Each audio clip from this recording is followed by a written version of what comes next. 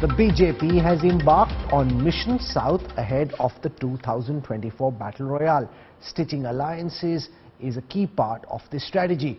Sources say the Saffron Party is currently in talks with the Janata Dal secular in Karnataka and with the Telugu Desam Party in Andhra Pradesh and Telangana. Will these southern alliances help the Prime Minister cement his chances for a third term?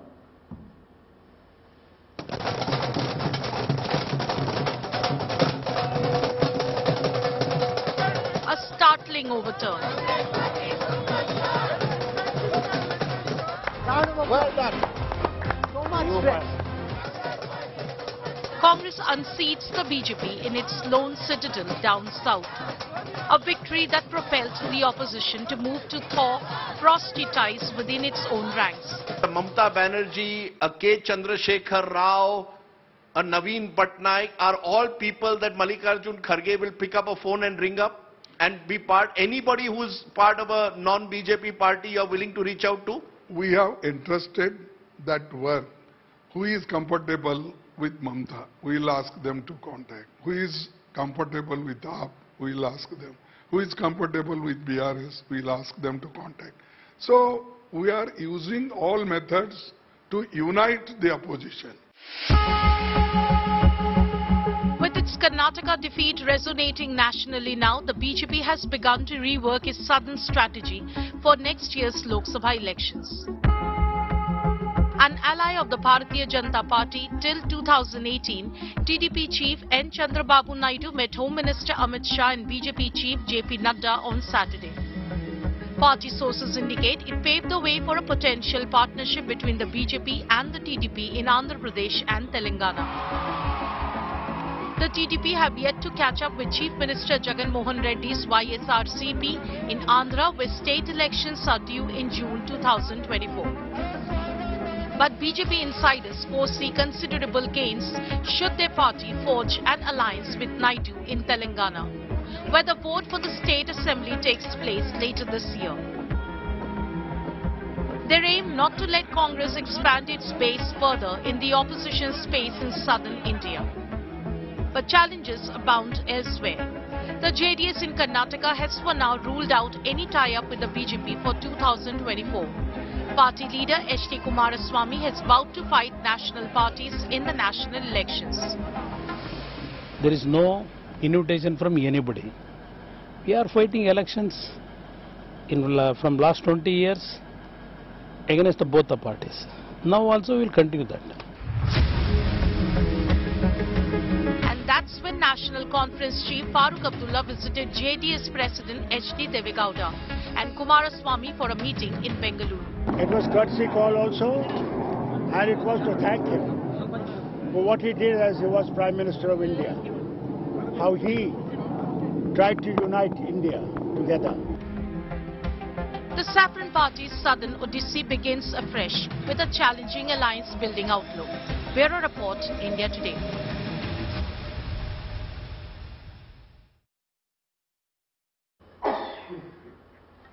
Breaking this story for us is my colleague Himanshu Mishra, who's tracking the talks between the BJP and the Janata Dal secular at this moment. That's the key thrust of our conversation. Himanshu, can you give us a sense of how many seats are being spoken about? How many seats might the BJP offer the JDS? How serious are these talks? Is this muscle flexing and posturing, or are they indeed serious about coming together for 2024? देखिए राहुल, सबसे बड़ी बात यह है कि JDS की तरफ से ये पहल की गई है। भारतीय जनता पार्टी के नेताओं को ये ऑफर किया गया और ये 4 सीटें जो हैं वो मांगी गई हैं जेडीएस की तरफ से। अगर मैं उन चारों सीटों का आपको नाम बताऊं तो मांड्या, हासन, बेंगलोर ग्रामीण और चिकबगलापुर, ये वो सीटें हैं जो जेडीएस की तरफ से मांगी गई हैं। जेडीएस का ये कहना है कि यहां पर उनका अच्छा खासा वोकालिगा वोट शेयर है। ये इन सीटों पर जो है वो कांग्रेस को वहां पे हरा भी सकती है, लेकिन भारतीय जनता पार्टी का ये मानना है कि हासन जैसी सीट को दिया जा सकता है, ग्रामीण बेंगलुरु की सीट को दिया जा सकता है, चिकबगलापुर की सीट पर जो है वो बातचीत की जा सकती है। 4 सीटें देने के हक में भारतीय जनता पार्टी नहीं है। और अगर आप आज देखेंगे तो देवे गौड़ा का स्टेटमेंट है, उन्होंने कहा कि कोई ऐसी पार्टी बताइए कांग्रेस को छोड़कर जो राष्ट्रीय स्तर पर हो और जिसने अपना अलायंस जो है वो भारतीय जनता पार्टी के साथ नहीं किया हो। तो कहीं ना कहीं एक तरीके से जो हिंट्स है वो एक्चुअली देवे गौड़ा ने भी दे दिए हैं कि वो भारतीय जनता पार्टी के साथ जा सकते हैं।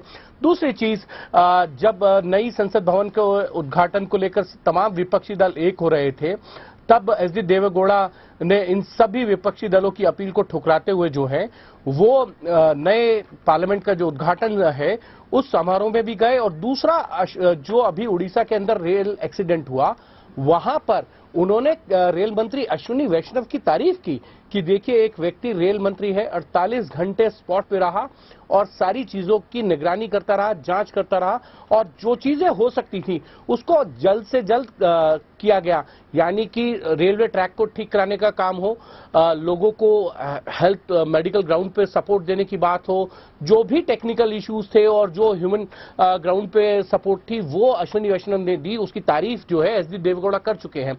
और ऐसा नहीं है कि जेडीएस का अलायंस जो है वो भारतीय जनता पार्टी के साथ नहीं रहा, 2 बार रहा है। एक बार भारतीय जनता पार्टी ने जो है कुमार स्वामी को मुख्यमंत्री भी बनाया है। Okay, I'll leave it over there, Himanshu. Thank you for joining us.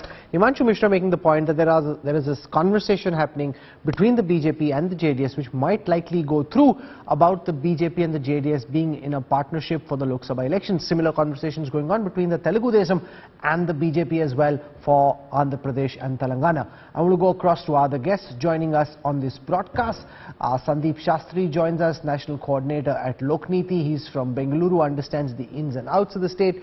As does Yashwant Deshmukh, the lead cephalogist at Sea Voter.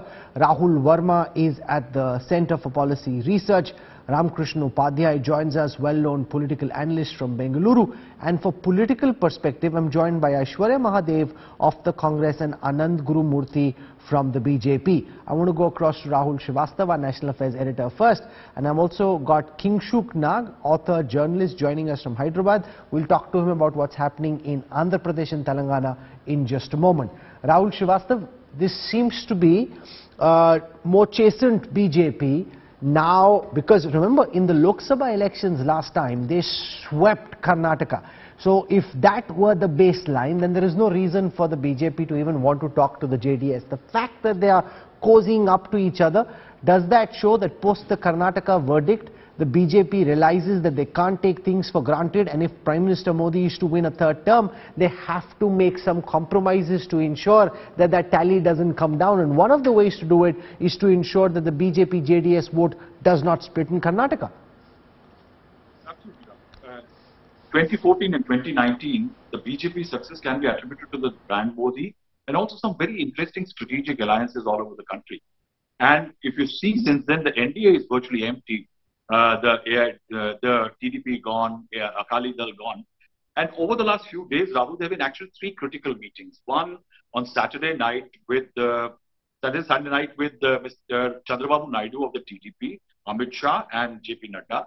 Then JP Nadda, Amit Shah and others, Monday and Tuesday, there have been 2 hours and 5 hours of meetings. Now, in this, a broad picture of organizational changes within the BJP and the idea of alliances has been discussed. Now, when it comes to Karnataka, definitely the BJP knows that the Congress is more buoyant after the victory and it does not want to lose ground.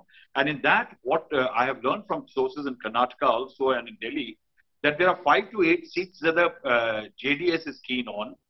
The BJP is more in a mood for 4 to 5 seats, and these are largely those seats where the BJP lost terribly in the Vokaliga belt.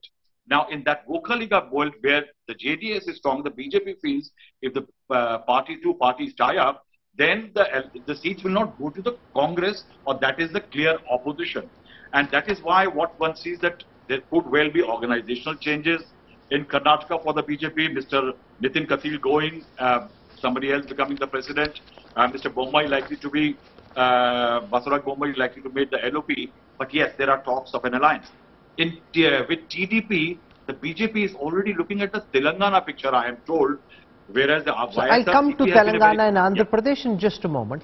I want to stick to Karnataka because the Karnataka results just happened. I want to walk across and give you a sense of what the last Lok Sabha election in Karnataka looks like. Out of the 28 seats in Karnataka, the BJP won 25 seats in the 2019 Lok Sabha elections. The Congress won only one, the JDS won, and one was an other independent candidate who actually was supported by the BJP. So the BJP had 26.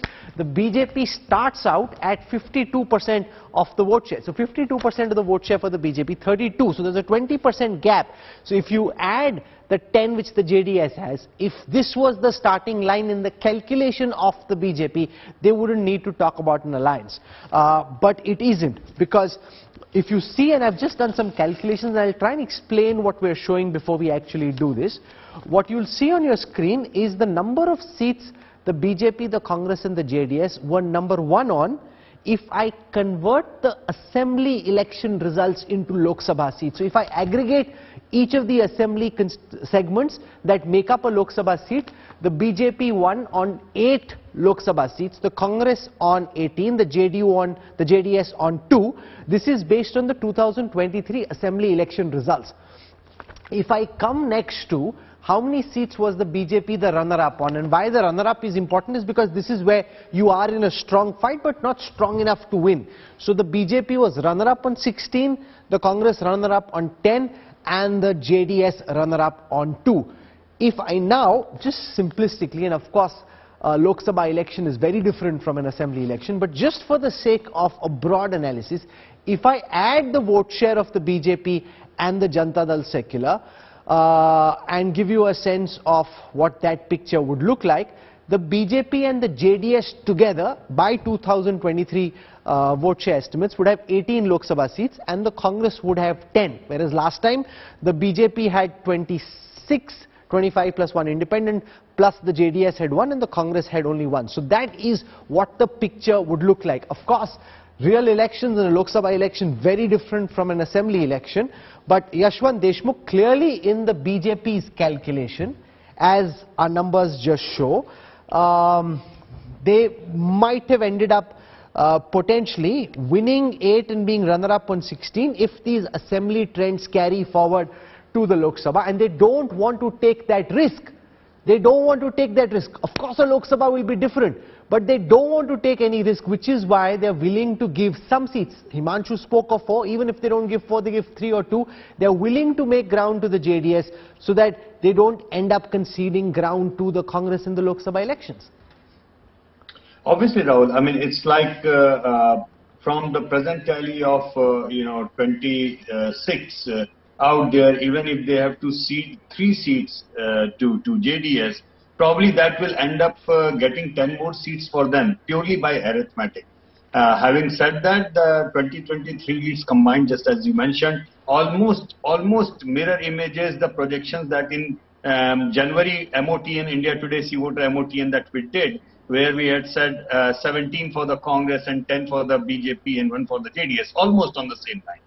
Having said that, Rahul, one thing is clear from this calculation, that BJP stands to gain more by giving a couple of seats to JDS and safeguarding the rest of the seats, because the Vocaliga votes will certainly go one-way traffic in that case.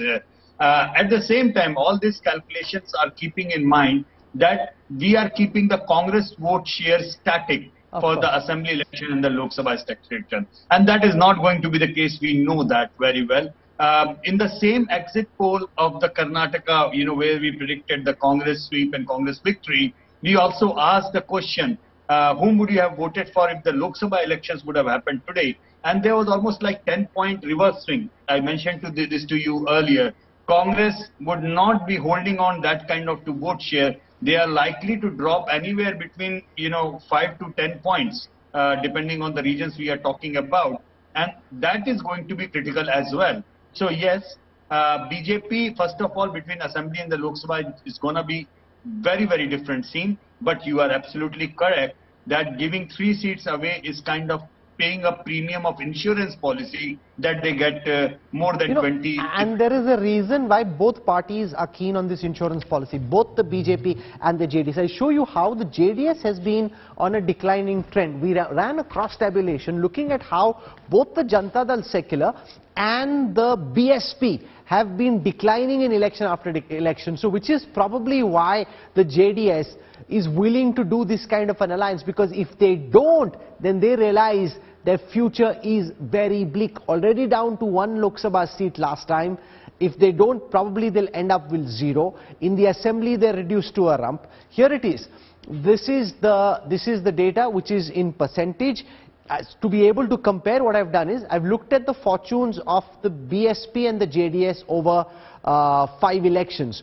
So while for a long time, till say the third election, which is 2012, 2013 in Karnataka and UP, both these parties were very strong and held up a third front, a third pillar of the state. In 2023 and 22, their vote share is actually coming down.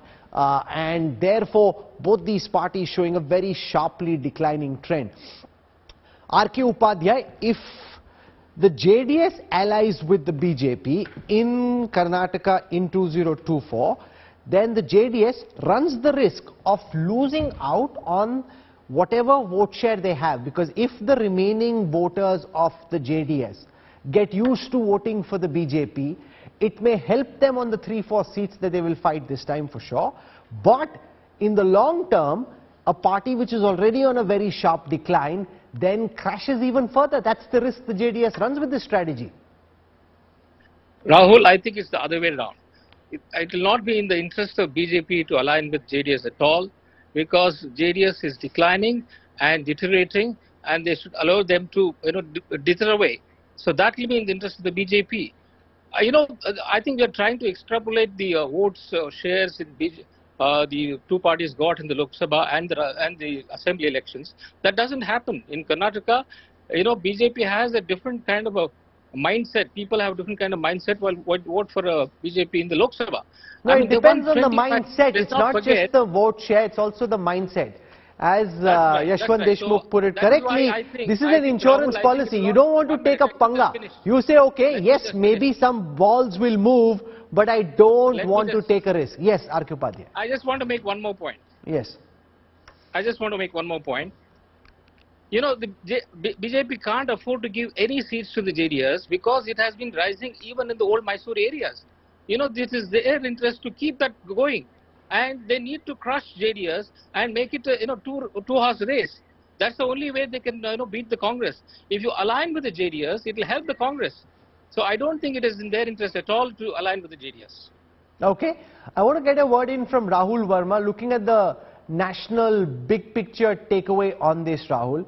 The fact that the BJP is in parlays, the fact that the JDS has been, the likes of Deve Gowda have been praising the Prime Minister and the BJP government in different ways, praising the efforts of Ashwini Vaishnav, suggests that they realize that without each other, they probably would face a tough time, and they're willing to be transactional to ensure that both live to fight another day and win this battle.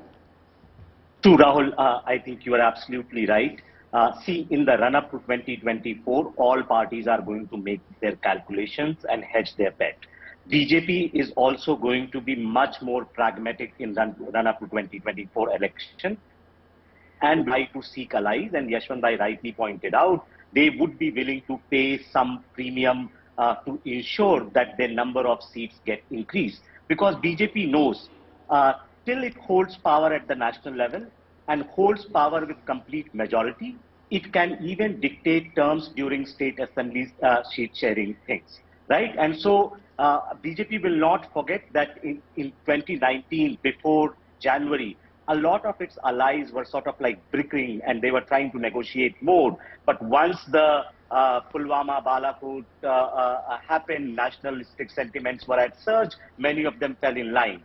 BJP, while between 2019 and 2023 has maintained a very, very strong position vis-a-vis ally, now what we will see from here on, that they will try to bring more players into their ambit. And so in some ways, what you will see is beginning of NDA 3.0, where just to ensure a third term and a third term with majority, BJP will get these players. This is also to ensure that no kind of opposition unity takes place. See, it's not just about seat sharing. BJP also wants to puncture the narrative that there is no opposition unity. And so it's also about that. Sure.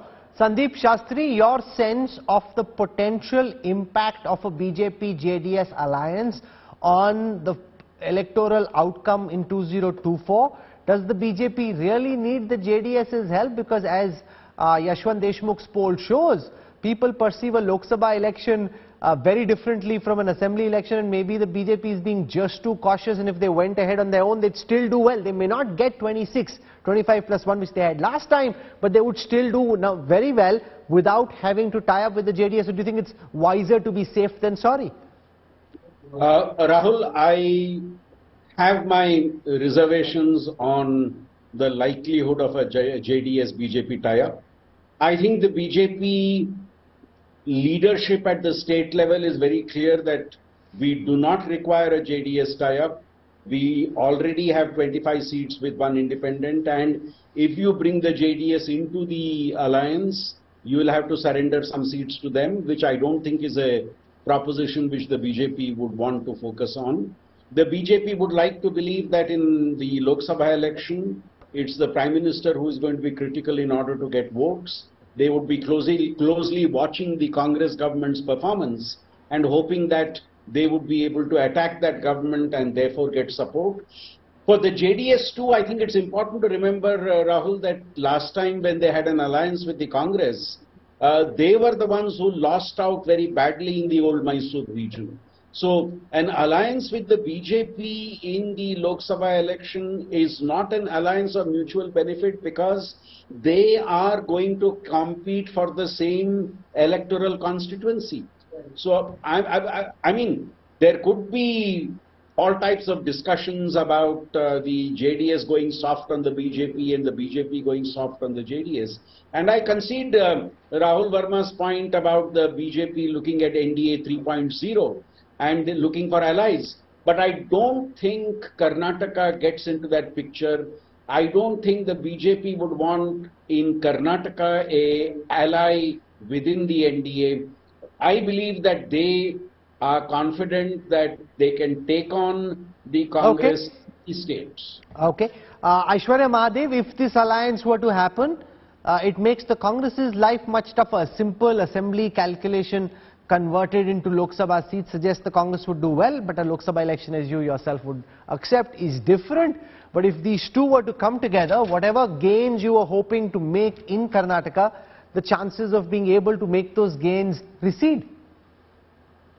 Good evening, Rahul. I think first and foremost, it would do well for me to remind the people today that the last time the JDS and the BJP got into an alliance, you saw the way that it went down. You saw the reality of the situation, which was obviously not favorable for anybody in the state. It created Operation Kamala. It started legitimizing horse trading as Chanakya at play and whatnot. But let me answer a few questions for you on what you've asked me now. The phenomena of the previous Lok Sabha elections in Karnataka was not because of a BJP wave. It was more because of the fact that the coalition did not work, because while on paper a coalition looked great, the overlapping vote banks and the workers of the Congress and the JDS could not deliver those wins. One. The second thing also, if you look at the JDS and where they're potentially asking for seats, and the JDS is very convenient, you know, that they opposed the BJP vehemently before polls, and now Mr. Deve Gowda says, you know, everybody is allied with the BJP at one point or not. And if you look at the seats that they're potentially asking for, that is the region that the JDS has been completely wiped out and the Congress has taken hold there. So this phenomena of them taking, let's say, Hassan or Mandya and Chikbadapur and whatnot is not a phenomena that will hold ground, because the Congress can take them on there. And third, the more interesting thing, besides the JDS alliance, Rahul, what I'm viewing, is that the Karnataka elections have shown that the man perceived as infallible with a cult of personality that could win you elections. You saw Himachal and Karnataka consecutively. That phenomena is weakening, which shows us that the BJP is also scrambling for alliances. Let Anand Gurumurthy respond to that. That it would show, if this alliance talk materializes successfully, that the BJP is on the defensive. Far from being this rampaging army confident of success, it would seem that you begin the battle on the back foot, wanting to ensure that you don't concede ground anywhere. Aishwarya Mahadev will say, "Lagta hai ki dar gaye." See, basically, there is only NDA. Don't start adding 1.0 versions like a software version, 2.0, 3.0. There is NDA. From Atal Bihari Vajpayee's time, there is NDA, and that's the same NDA. Alliance partners have moved here and there, but it's okay. Okay, but the NDA exists, and the NDA is the one which is holding on to the government at the center. So that is what it is. Okay, and then this speculation about JDS, BJP or TDP, BJP, nothing has been announced by BJP officially, and nothing has happened on ground either. So it is just a speculation by some people. That's okay. That happens in the political world. But one thing is that BJP always wants to take every party or every individual of this country together with us in the national interest. Whenever anybody comes with us with the national interest in mind, with our ideology, we are open. We have open doors for them. Okay, and this has been our policy, and we are very open to anybody joining us. Any individual or but there is a bit of a contradiction, because in the assembly elections, BJP leaders were talking about wanting to finish the JDS off. Now, if you want to finish the JDS off a few months ago to align with them, there is a massive contradiction there. As I said, Rahul, we have no talks of JDS going on. It's just a speculation. But still, what we have to understand here is the election, during the election at assembly level, if there are any talks about, fighting a candidate, whether it is Congress or JDS, that has happened during the assembly elections. But overall, if you see the whole green pasture, it is a green pasture still.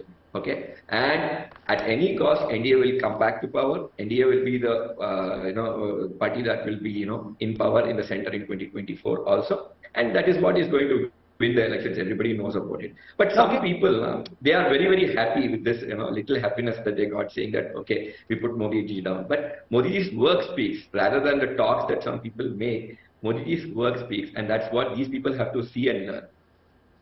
Okay, I want to spend some time also on Andhra Pradesh and Telangana, where BJP is in dialogue with Chandrababu Naidu of the TDP. Remember, over here, the Janasena party, the JSP, is already an alliance partner with the BJP.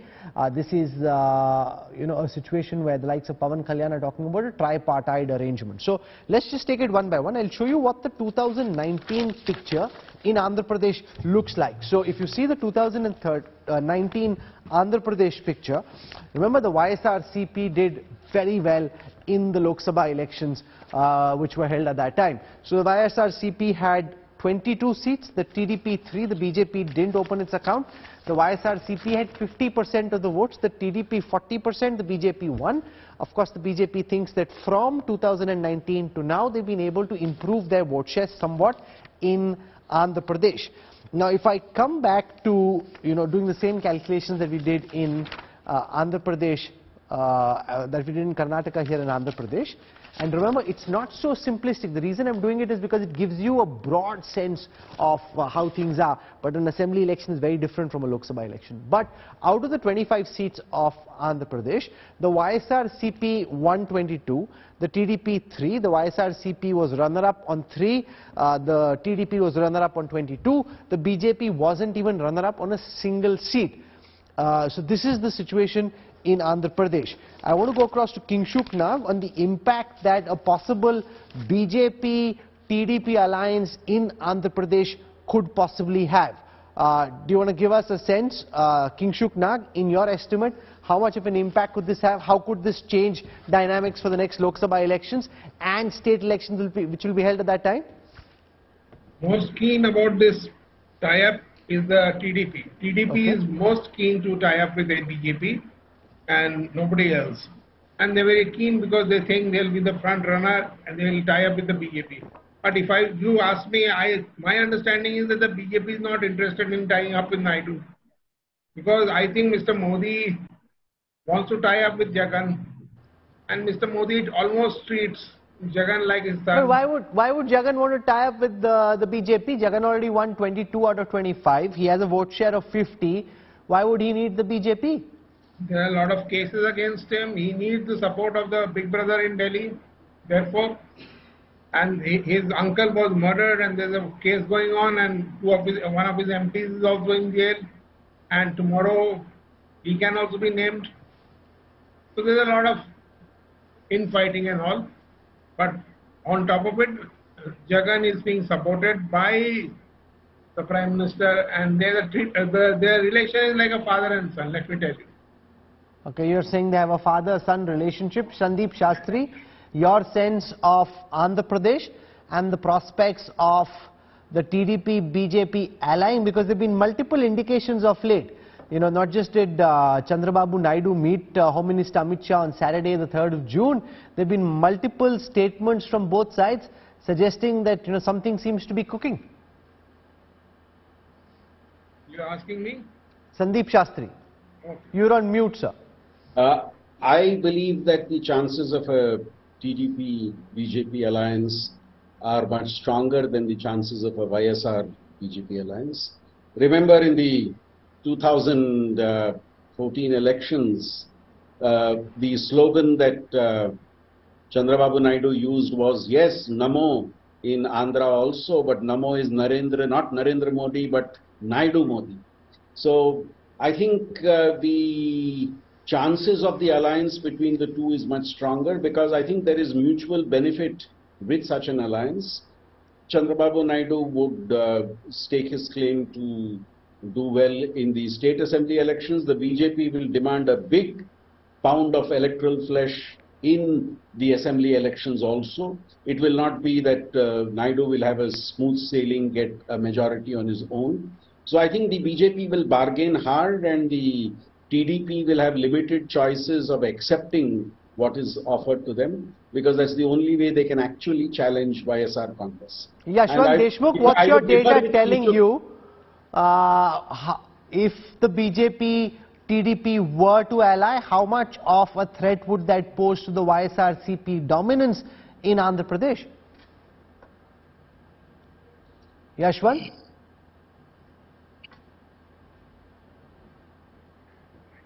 Give me a moment as I try and set that connection with Yashwant Deshmukh, right? But let me put that same question in the meanwhile to Ramakrishna Upadhyay and get his sense of the prospects of a BJP-TDP alliance and the impact this may have in Andhra Pradesh.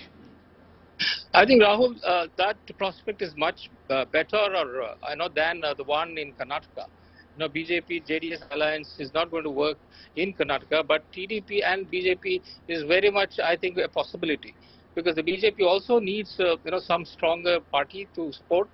They have tried in the last 2 or 3 elections, but they have not been successful. So, but since there is going to be assembly elections also coming up, I think they would go with the TDP because that will give them a leg up, in the both the elections. So they will be able to take on Jagan, and that is a possibility. But we'll have to see how much of ground the Naidu will be ready to give to the BJP, because BJP will not accept second fiddle position in that state. So it has to be worked out, and if they are able to work it out, I think it will be to mutual advantage. But remember that the assembly election also happens at the same time, so Chandrababu Naidu can get a lion's share of the seats for the assembly elections, and the BJP can get likely equal seats or near equal seats for the Lok Sabha elections. Yashwant Deshmukh, what's your tracker data telling you about Andhra Pradesh? If the BJP and the TDP were to ally, how much of a threat would this pose to YSR-CP's dominance? Well, there are certainly elements of anti-incumbency showing off both in Telangana and Andhra Pradesh for sure. Where is there more anti-incumbency, Telangana or Andhra Pradesh? Both, actually. While in Telangana, the sentiment even against the Chief Minister is kind of going high, but in Andhra, probably the Chief Minister's ratings are still more or less where are, but the huge anti-incumbency sentiment against the sitting MLAs and MPs of YSR-CP are a problem that he is going to, really struggle with. So, it's not going to be easy for either of the ruling party in those states. Andhra Pradesh, it's not going to be easy unless he manages to change a big number of sitting MLAs and manages to convey the narrative that, okay, I'm changing the MLAs and MPs and everything, and you might like to vote for me again. But that's a long shot. Rahul Verma, The BJP is already in partnership with the Janasena of actor Pawan Kalyan. If TDP also comes on board, to what extent do you think this could impact the YSRCP's chances in Andhra Pradesh? And for what it's worth, Aishwarya Mahadev's party, the Congress, seems to think on the back of Karnataka that they have a better chance. Maybe not seats, but at least in terms of vote share, where the Congress had collapsed completely in the last Assembly and Lok Sabha elections in Andhra Pradesh and Telangana. They seem to think that they can do better. How true can those prospects be, or do you think that's largely a castle in the air? So let me answer both questions. The first one, I think the chances of Congress revival in Andhra Pradesh at the moment is bleak. That's not going to happen because a large part of Congress vote base is already with the YSRCP. See, Andhra Alliance for BJP, to my mind, and it's a contrarian view, is much more sort of tricky. And the reason is BJP, so on paper it looks if BJP comes with TDP, they will have a lot to gain. But BJP is also going to make a calculation based on this, which is what is the possibility of TDP able to win Andhra Pradesh. Because if TDP is not able to win Andhra Pradesh or manage to shore up its vote share, BJP's vote share is just 1% in Andhra Pradesh. But without even having that 1% vote share, what in 5 years we have seen that YSRCP has been giving BJP support both in Lok Sabha as well as in Rajya Sabha.